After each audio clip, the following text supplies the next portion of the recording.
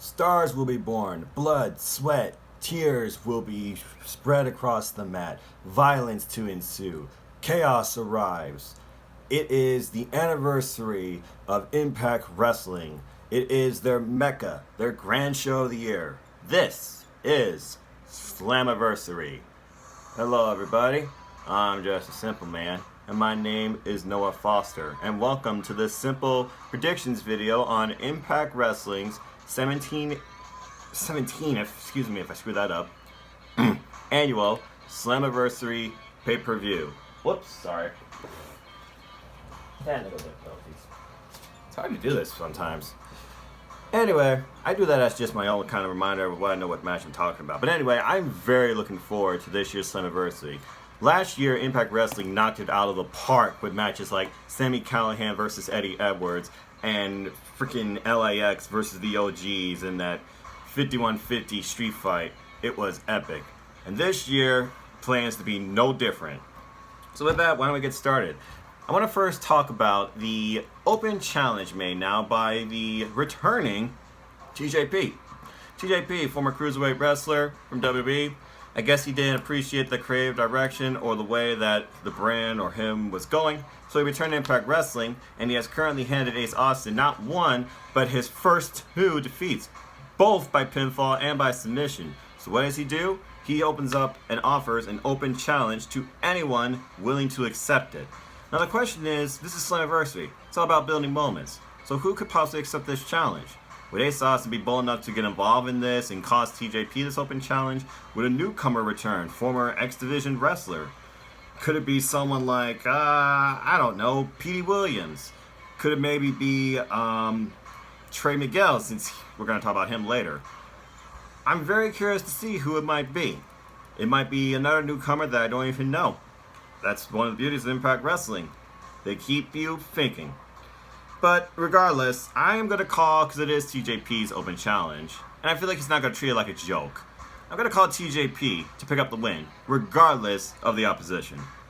Moving on from there, we have a match between the whole effing show and today's whole effing show. It is RVD versus Moose. This really kicked off when RVD decided to return to Impact to not only show why he still is the whole effing show, but that he can still keep up with the young guys. Of course, first being called out by the all-ego Ethan Page, which we'll talk about later. Move forward a little bit, Impact Wrestling celebrates the age of Extreme, aka ECW, by heading back to Philly, and we get some legend-based matches with the likes of Sabu, Tommy Dreamer, and the Sandman. Moose, of course, he's had enough of them. He's had enough of this guy, and he believes he is Mr. Impact Wrestling. What does he plan on doing? He plans on burying RVD and retiring him, to the point that he's garnered his attention by attacking RVD's best friends, including Tommy Dreamer and Sabu. So with that, I have to go with, because Impact Wrestling is all about the future, I feel like. It's nice to have these legends come back and participate and perform, which was fun during their time in Philadelphia, Philly 2300. But I feel like here that Moose is going to take the match here. I'm going to go with Moose for the win. Plus, I'm going to talk to him a little more about another person he's definitely impacted that I'm very high on in the Impact Wrestling roster. Moving on from there, we have a match of two lunatics or psychopaths. I don't even know what you can call them at this point. It is Killer Kross versus Eddie Edwards. Actually, let me change that, because there actually is something else I want to talk about. Recently, I subscribed to Impact Plus, and I'm very excited for LAX versus the Rascals. Or so I was, until it became a triple threat. Here's what I love about Impact Wrestling. Their house shows, these partner shows you might call them, they're not just for show. They actually impact the stories. It's no longer LAX versus the Rascals. It is the new Impact Wrestling Tag Team Champions, the North. Josh Alexander and All Evil Page, two of your favorites, Cindy G, if you're watching. Proud of Canada. Versus the Rascals versus LAX. Originally, this was going to be a one-on-one match. We tried to figure out who the two of the three Rascals were going to be involved in this match, which they figured out in an epic triple threat match this week on Impact Wrestling. To the point, Trey Miguel, he got pinned by both his partners in an amazing match. Sorry, bro. Shout out to my hometown boy from Toledo, Trey Miguel. So now we have Dez and Wentz facing the North, but LAX, they cashed in their opportunity for their rematch as well. And LAX has been known to steal all the shows. This has the potential to steal the show in my opinion. But it's up in the air whether or not LAX will resign with Impact Wrestling. Their contracts are due up. Some people think they'll go to AEW, some people think they'll go to NXT, some people think they'll split entirely. But I feel like LAX is a founding pillar of TNA and Impact Wrestling. And Conan, who's still very strong in control and the direction of the creative output of the tag team division, I feel like they really shouldn't go anywhere, and it wouldn't surprise me if they do resign. So, with that though, I don't see them immediately winning the titles back. And the North just got them at Bash of the Brewery, in case you're wondering. But the Rascals, they've already been at it with LAX, to the point Conan felt like they disrespected them going in on their turf, and they need to earn this victory by earning their respect. Even to the point Conan walked into their treehouse, which I find one of the funniest segments also. And to be fair, it was under odd circumstances, but the Rascals did beat LAX in a one-on-one title match. That, of course, was reversed due to DQ and referees. But, keeping it simple, I'm going to say in this tag team triple threat title match that I'm going to say that the North retains here, especially because Impact Wrestling has upcoming shows heading to the North's home turf, Canada. To be fair, the North do respect the US as the second best country, but I'm pure American, USA #1. But anyway, my pick to win this match is the North. Respect the North. Now, on to the next match that I was originally thinking about.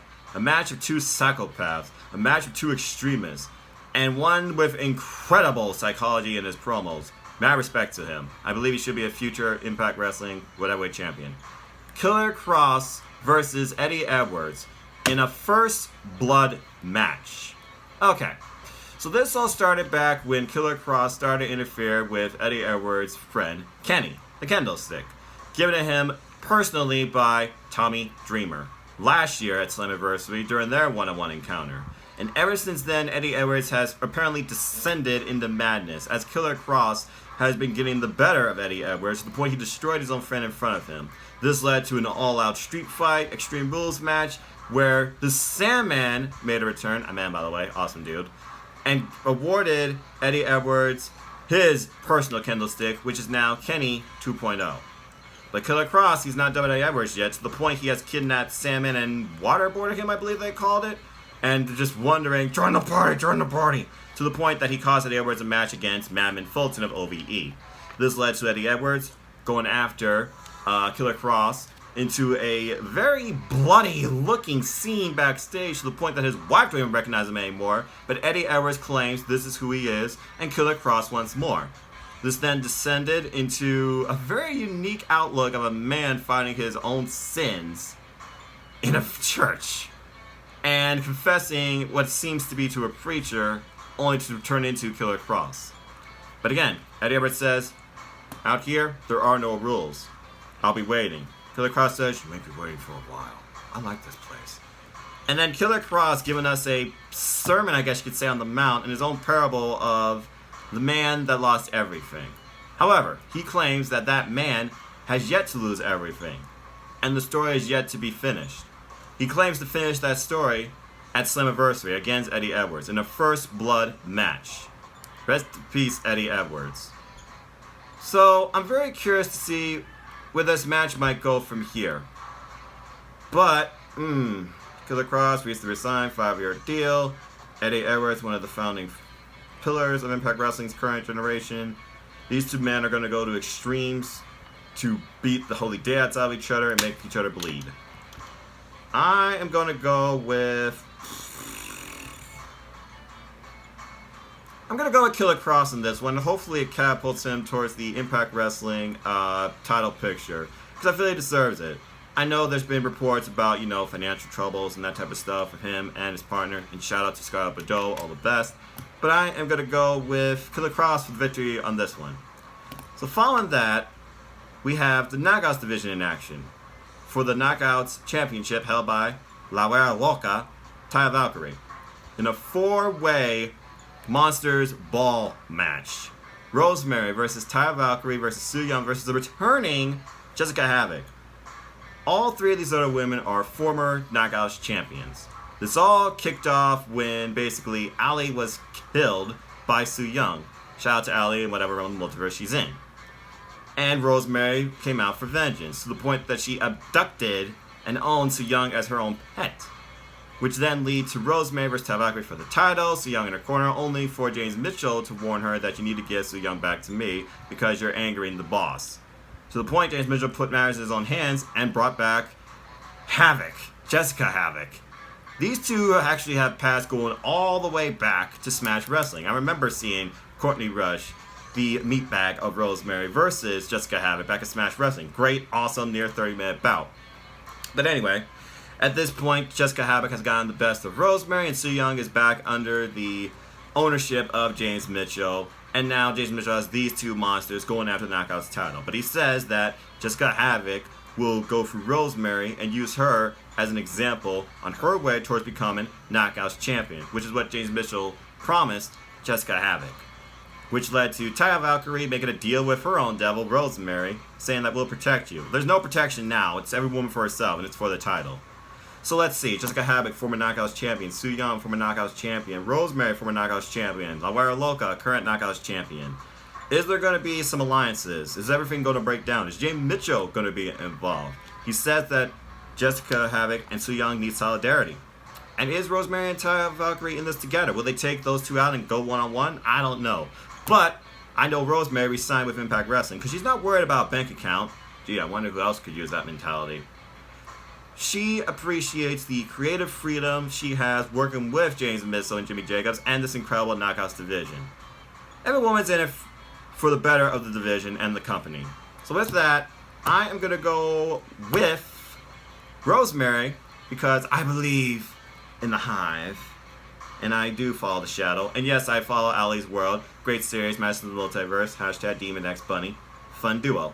I'm going to go with Rosemary for the win here. And I can see this as descending into Rosemary versus Jessica Havoc. At whatever their next show might be. So with that, Rosemary's my pick to win this one. Moving on from there is probably my sleeper match of the night. The leading knockout and one of the trailblazers of wrestling today. Not just women's wrestling. Wrestling today. Tessa Blanchard versus the Draw OVE leader Sami Callihan. This match is about two things. Equality and making somebody famous. This all stems back to Scarlett Bordeaux being involved in intergender action with OVE and Tessa Blanchard making the save. And you go fast forward later, you see Tessa Blanchard versus one of OVE, I believe it was Dave Chris, beat him in the middle of the ring. Sami Callihan says, you beat up my boys, you interfere in my business, you want me to treat you like an eagle, I'm going to treat you like everybody else. And what does Sami do? Takes a bat to her midsection, only for Tessa to follow up this week with a bat to Sami. And honestly, it cuts off where I thought Tessa was going to murder Sami, bash him in the head with a bat. Tessa Blanchard is no stranger to intergender wrestling, though. I've seen her wrestle in Wrestling Circus against even Brian Cage, the current Impact Wrestling champion, and one of OVE's own, Dave Chris, and those two are friends. Tessa Blanchard is out to prove something to herself and create her own path. She's aware that failure can happen, but she's going to use that to make herself even better. She is probably my favorite person on Impact Wrestling. Second to Killer Cross, if that.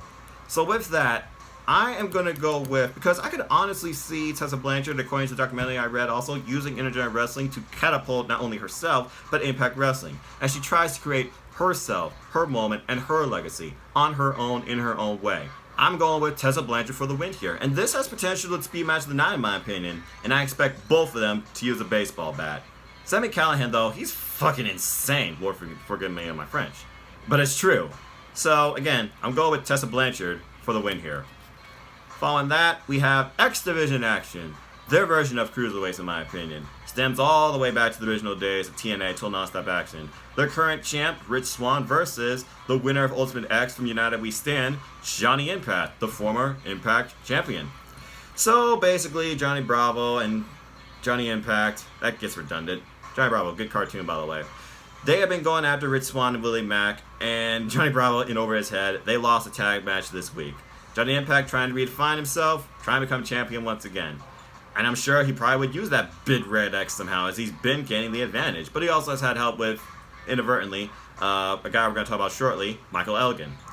Anyway, Rich Swann, he's already conquered his first personal demon in Sami Callihan. This is his next professional demon in Johnny Impact, as he continues to lead the X Division as champion.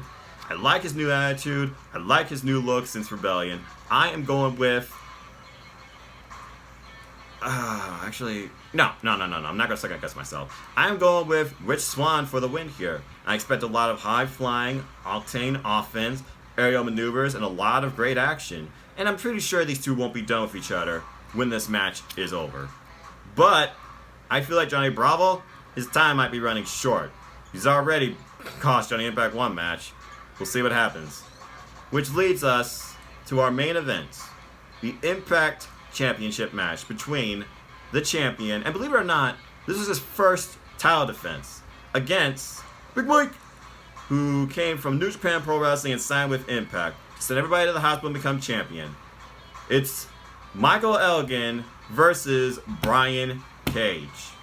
So Brian Cage finally ascended the summit. He won back at Rebellion with the help of Lance Storm, a man of pure integrity, against La Guerra Loca, Johnny Impact, and Johnny Bravo, only for his moment to be dashed as he was powerbombed and sent to a hospital by the debuting Michael Elgin, who has decided to sign with Impact Wrestling.